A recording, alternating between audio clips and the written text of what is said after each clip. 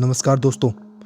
अगर रात ठीक 2:30 बजे आपके फ़ोन पर किसी ऐसे इंसान का वीडियो कॉल आए जिसकी मौत 3 साल पहले हो चुकी हो, तो क्या आप कॉल उठाएंगे? मैंने भी वही सोचा था या किसी का मजाक होगा, लेकिन उस रात जो मैंने देखा उसने मेरी ज़िंदगी हमेशा के लिए बदल दी। आज मैं आपको जो कहानी सुनाने जा रहा हूँ वे मुझे जयपुर के रहने वाले विवेक ने भेजी है। विवेक एक सॉफ्टवेयर इंजीनियर था। काम के कारण वह एक दिन शहर से दूर एक किराए के फ्लैट में अकेले रहने के लिए चला गया। उसका रूटीन ऐसा था कि अक्सर रात के 2-3 बजे तक वह काम करता।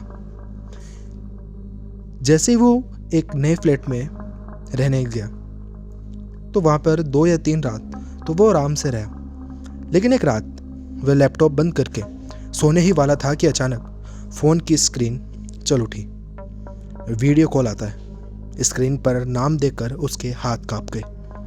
फ़ोन के ऊपर अंकित नाम लिखा हुआ था। अंकित उसका बचपन का सबसे अच्छा दोस्त था, लेकिन अंकित की 3 साल पहले एक सड़क हादसे में मौत हो चुकी थी। विवेक ने सोचा कि किसी ने उसका नंबर हैक कर लिया है। उसने कॉल काट दी। 5 सेकंड बाद फिर वही कॉल। इस बार फ़ोन अपने आप वाइब्रेट होने लगा। डरते हुए उसने कॉल रिसीव कर ली। स्क्रीन पर शुरुआत में सिर्फ अंधेरा दिखाई दे रहा था, फिर धीरे धीरे कैमरा साफ हुआ। अंकित, वही चेहरा, वही कपड़े, लेकिन उसकी आंखें पूरी तरह काली थी। एक बार तो विवेक सोच में पड़ जाता है कि शायद उसके साथ कोई प्रैंक कर रहा है। वह कुछ बोल नहीं पाता, बस कैमरे की तरफ घूर रहा था। फिर अचानक उसने धीमी आवाज में कहा, पीछे मत देखना। इतना कहते ही कॉल कट गई।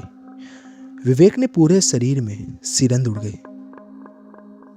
उसको लगा कि कोई प्रैंक ही कर रहा है, लेकिन तभी उसके कमरे के पीछे रखी लकड़ी की अलमारी से ठक ठक की आवाजें आने लगी। उसका दिल इतनी तेज धड़क रहा था कि उसे अपनी सांसें साफ सुनाई दे रही थी। उसे अंकित की बात याद आ गई कि पीछे मत देखना।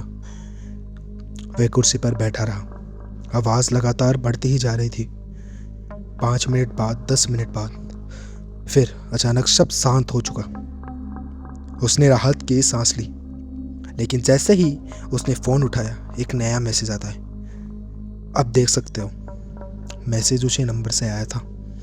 विवेक ने धीरे धीरे पीछे मुड़कर देखा। अलमारी खुली हुई थी, लेकिन अंदर कुछ भी नहीं था। उसने खुद को समझाया कि यह सब डर की वजह से हो रहा होगा। वह वापस बिस्तर पर लेट गया। रात ठीक 2:30 बजे फिर फ़ोन बजता है। इस बार वीडियो कॉल नहीं, बल्कि कैमरे पे अपने आप ऑन हो गया। स्क्रीन पर उसका कमरा दिखाई दे रहा था, लेकिन कैमरे में जो दिख रहा था वह असल कमरे से अलग था। स्क्रीन पर उसके ठीक पीछे एक लंबा काला आदमी खड़ा था।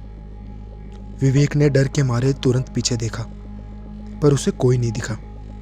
फिर स्क्रीन देखी। वह परछाई अब और उसके करीब आ रही थी। उसकी सांसों की आवाज आराम से उसे सुनाई दे रही थी। विवेक घबराकर कमरे से बाहर भाग जाता है। पूरी बिल्डिंग में सन्नाटा था, ऐसे मानो जैसे वहां कोई रहता ही नहीं हो। गार्ड अपनी कुर्सी पर आराम से सो रहा था। विवेक ने उसे जगाया और गार्ड से पूछा। तभी गार्ड जल्दी से उठ के पूछता है, क्या हुआ? विवेक ने उसे पूरी बात बताई, उसके साथ कमरे में क्या क्या घटनाएं घटित होती है।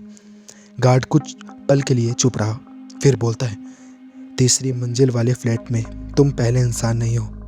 तुमसे पहले भी वहाँ रहने वाले कई लोग ने रात को 2:30 बजे वीडियो कॉल आने की शिकायत की है। एक लड़का तो।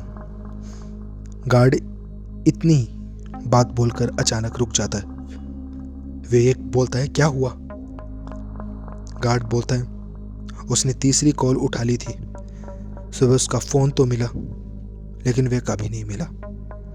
यह सुनकर विवेक के पैरों तले जमीन खिसक जाती है। वो इतना डर जाता है कि उसके पूरे शरीर पर इतने पसीने आ जाते हैं। फिर वो उसी रात फ्लैट छोड़ने का फैसला करता है। सुबह सामान पैक करते समय उसे अलमारी के पीछे एक पुराना मोबाइल मिलता है। फ़ोन पुराना था और फ़ोन बंद था। चार्ज करने पर उसमें सिर्फ एक वीडियो थी। वीडियो शुरू होती है उसमें विवेक खुद दिखाई दे रहा था, लेकिन ये वीडियो तो कभी रिकॉर्ड ही नहीं हुई थी। वीडियो में वही रात को अपने कमरे में बैठा था। फिर कैमरे के पीछे से वही काली परछाई आई और धीरे धीरे उसके कंधे पर हाथ रख दिया। वीडियो यही खत्म हो जाता है। विवेक ने तुरंत फोन तोड़ देता है, फ्लैट छोड़ दिया और कभी वापस नहीं गया। लेकिन कहानी यहाँ खत्म नहीं होती है। 6 महीने बाद विवेक एक नया नंबर ले लेता है, नई जगह रहने लगता है। सब कुछ सामान्य हो चुका था, लेकिन पता नहीं एक ऐसी रात वापस 2:30 बजे उसका फ़ोन बजता है। वीडियो कॉल वापस आती है, पर इस बार स्क्रीन पर नाम लिखा था विवेक कॉलिंग। उसने कांपते हुए स्क्रीन की तरफ वीडियो में वह खुद बैठा था और मुस्कुराकर सिर्फ एक बात बोलता है, इस बार पीछे ज़रूर देखना। इसके बाद क्या हुआ यह आज तक किसी को नहीं पता। धन्यवाद दोस्तों।